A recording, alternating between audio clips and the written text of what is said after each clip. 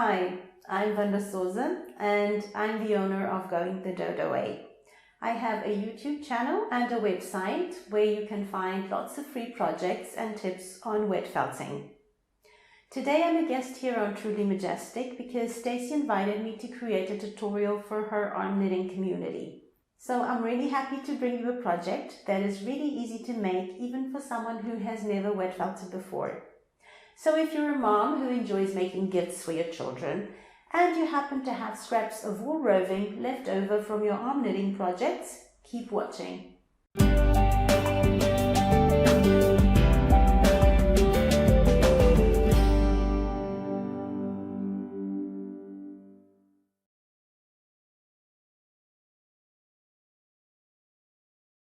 This might be your first time wet felting, so you probably have no specific equipment for it. That's absolutely no problem. We're going to use things you already have around the house. So start by gathering the following. A small piece of bubble wrap, you know, the kind you find inside envelopes or that's used to wrap electrical appliances, or another type of plastic. Bubble wrap is better if you have some. A small basin with water, a bar of laundry soap.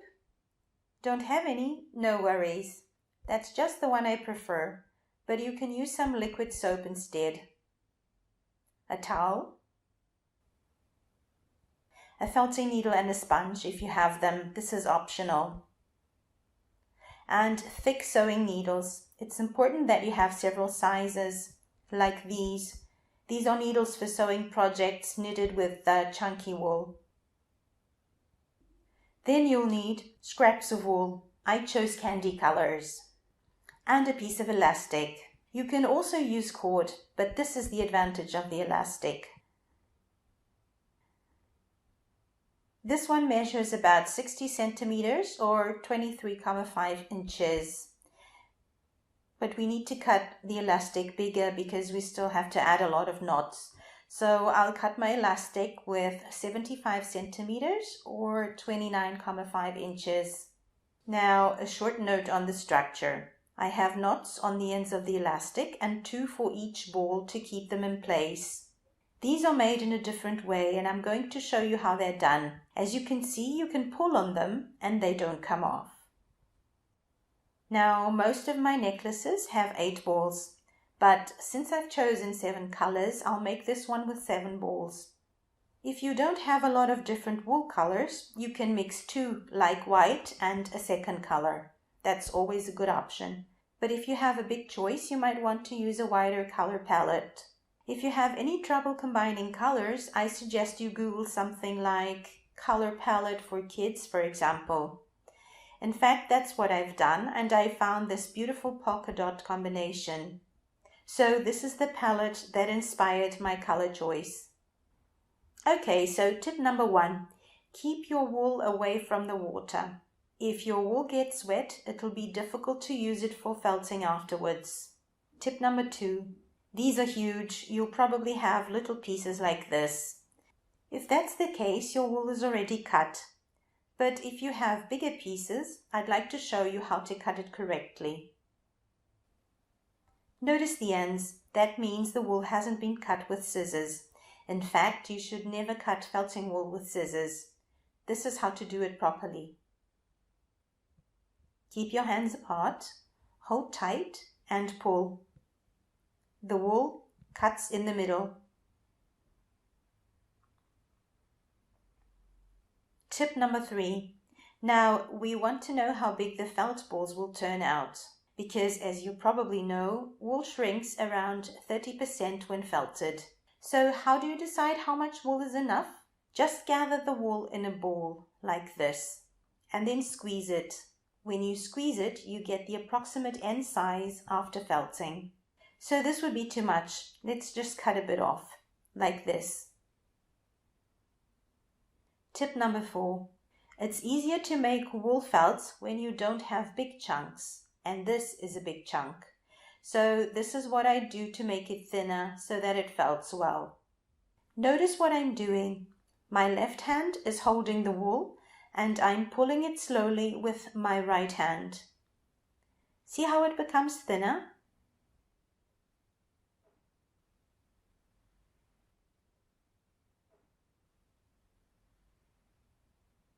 See what happened? We had this big chunk of wool. Look what it looks like now. Now I'll start by making a knot in the middle. This gives us a cord to work around. You can even make 2 knots if the first one is too small. There you go.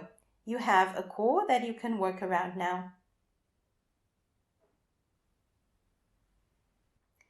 Now we're going to wind the wool around the core as if we were winding a yarn ball. First one side and then the other, like this. And again with the other side. You want the wool fibers to intersect in a 90-degree angle. What tends to happen is the wool tends to unwind. That's why I mentioned the felting needle. You could do this and start felting from here, but if you have a felting needle, you can needle felt the ball very lightly. You don't need to do much. This just guarantees the wool doesn't move, so it's easier to wet felt the ball afterwards.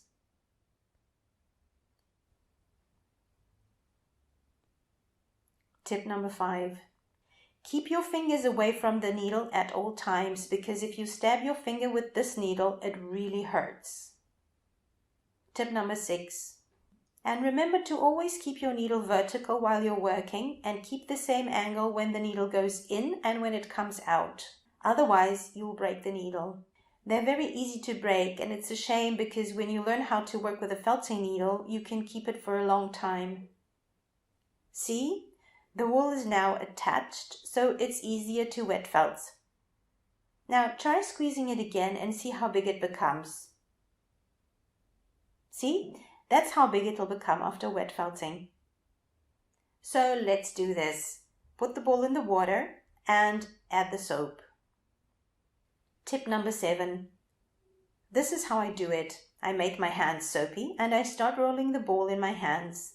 First very softly. Don't use too much pressure at the beginning. Tip number 8. And don't make the ball too soapy either. You just want to see some foam. Too much soap will delay the felting process. That might not be very important when you're working with such a small piece, but when you're working with a big one, it is. It's already too soapy. I can feel it. It's too slippery and it's making too much foam. Just go on felting, and when you start feeling that it's becoming harder, you can start squeezing a bit more. Now I'm squeezing really hard. But you also don't want it to be too compact because then it'll be very difficult to make the hole. Tip number 9. So how do you know the ball is ready? Actually, you should be able to feel it's ready.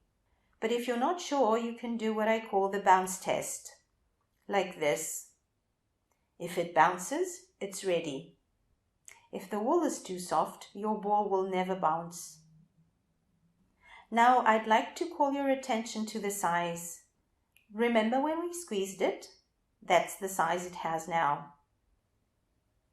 This is about a medium size, so you can make some smaller and some bigger than this. I felted the first ball on my hands. I didn't use the bubble wrap, so I'd like to show you why it's here and how to use it. Start the same way and then roll directly on the bubble wrap. And what this does is it creates friction. The bubbles create friction, so that helps the felting process. This becomes more important for bigger pieces. In small pieces like this, it doesn't make a big difference. That's why I say the bubble wrap is not mandatory for this project. You can also alternate between the bubble wrap and your hands. So our felt balls are ready. Now I'll rinse them. This water has too much soap, so I'll rinse them under running water in my kitchen sink. Then I'll come back and show you a last tip. Tip number 10. Now my balls are rinsed and I have some clean water here. And this is vinegar. I'll put some in the water and I'll immerse the felt in this water. What's this for? You see, vinegar neutralizes any soap rests that might still be in the felt. If soap remains in the felt, it starts attacking the fibers. So this protects the felt and it also makes the colors pop. So it's important to do this when you finish a piece or after you've washed it. And that's it. Let them dry at least 24 hours before you make the holes. I've already made the holes in all of these. There's one left and I'm going to show you how I make them. As you can see, I have 4 different needles here because it's difficult to start with the thicker one. If you start with that one, it's nearly impossible to get it through the felt. So I'll start with the thinner one and then widen the hole until it's big enough. I also have a knitting needle to help me widen the hole because the elastic is pretty thick. And I've got this notebook with the cardboard which I'll be using to make pressure against. So start with the thinner one and make it go through the center of the ball.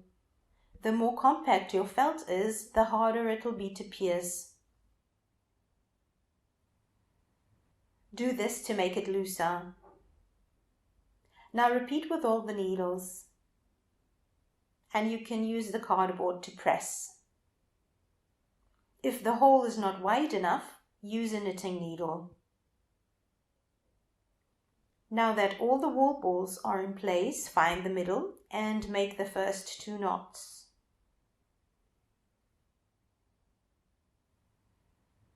You can also do this one by one, so thread 1 ball and make the knot straight away. That would be easier. There you go. Now do the same for the rest of the necklace. Just make sure you check where you want to have them first. Remember, you'll need a longer piece of elastic on the ends.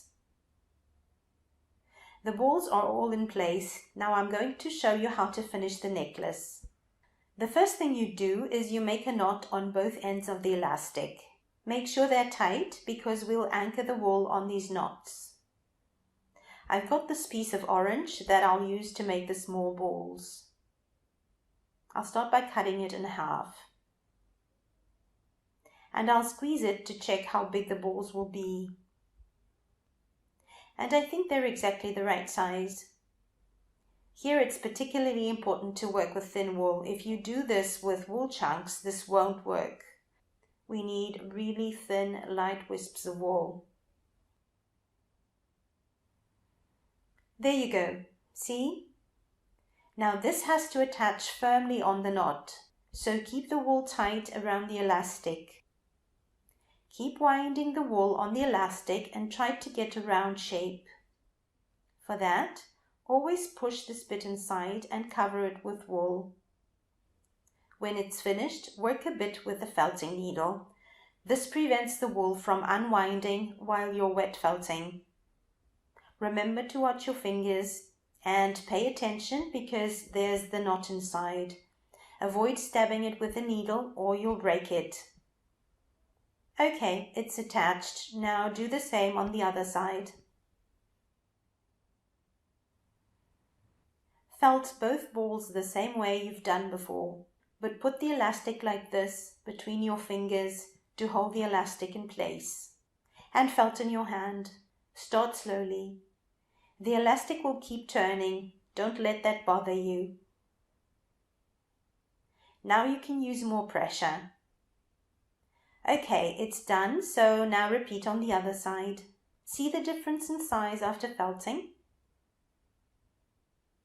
Okay, it's ready. Now we only need to make the knot. So do it like this.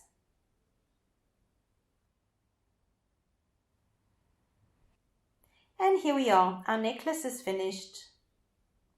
I hope you've enjoyed the tutorial and that you have fun making necklaces for your kids with the remaining bits of wool roving from your arm knitting projects. It's actually a very simple tutorial, but notice how many tips are also valid for other wet felting projects you might want to make. And speaking about other felting projects, I invite you to check out the free tutorials I have for you on my YouTube channel.